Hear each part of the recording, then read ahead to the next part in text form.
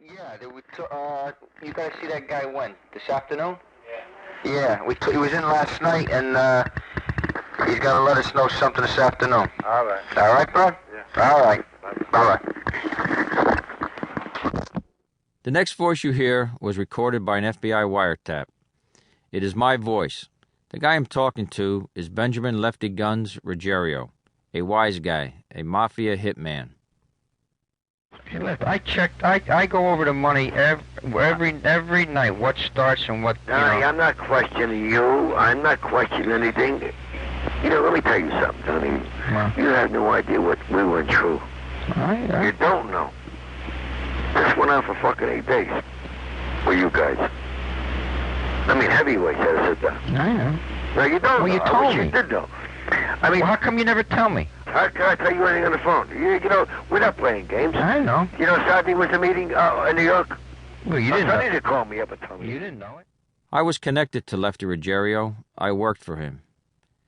The bosses of New York's Bonanno Mafia family had just attended a sit-down to pass judgment on a serious complaint about me, about my behavior as a criminal associate of the mob. I had been accused of skimming drug profits. Lefty had protected me, stood up for me. In a way, Lefty was my friend.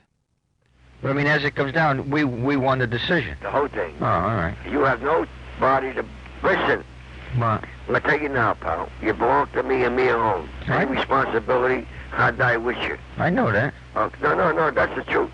I'm sending my son out next week. Lefty Ruggiero's message to me that day in 1982 was that, thanks to his intervention, the bosses had decided I would not be whacked, rubbed out, killed.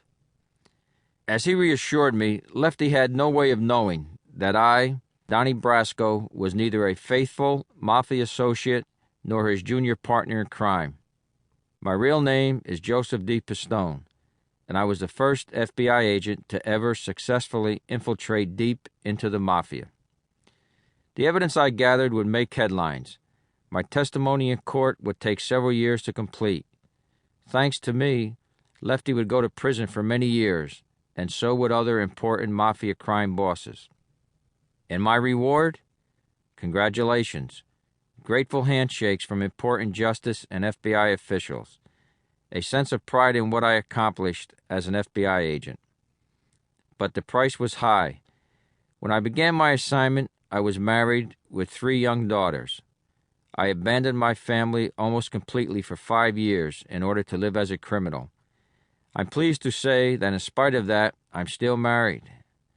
Unfortunately, there was, and probably still is, a contract out on my life. A price on my head as high as $500,000. For the rest of our lives, my family and I will be looking over our shoulders.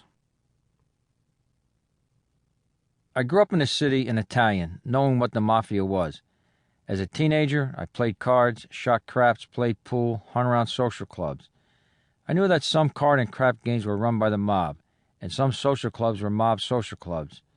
I knew some guys who were mob guys. I knew some of them were killers. Even as a kid, I knew guys that were here today, gone tomorrow, never seen again, and I knew what had happened. I knew how wise guys acted. I knew the mentality. I knew things to do and not to do. Growing up in that environment, I could have gone the wise guy route. I knew guys that did. It happened that my mother and father were straight, and I grew up with their values. I grew up as a guy who would work for a living, raise a family, obey the laws. I became an FBI agent. If you were a bad guy, my job was to put you in the can. Simple as that. The late J. Edgar Hoover didn't want his FBI agents to work undercover because it could be a dirty job that could end up tainting the agents. Today, undercover work is a crucial tool in law enforcement.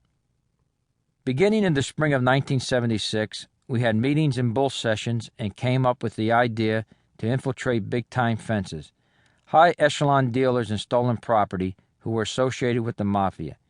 Some of these fences were actual Mafia members, wise guys themselves. It was decided to make it a one-man undercover job. I was picked because I had just come off another successful operation in Florida targeting car and truck hijackers, because I was familiar with the street world, and not least because I was Italian. The idea was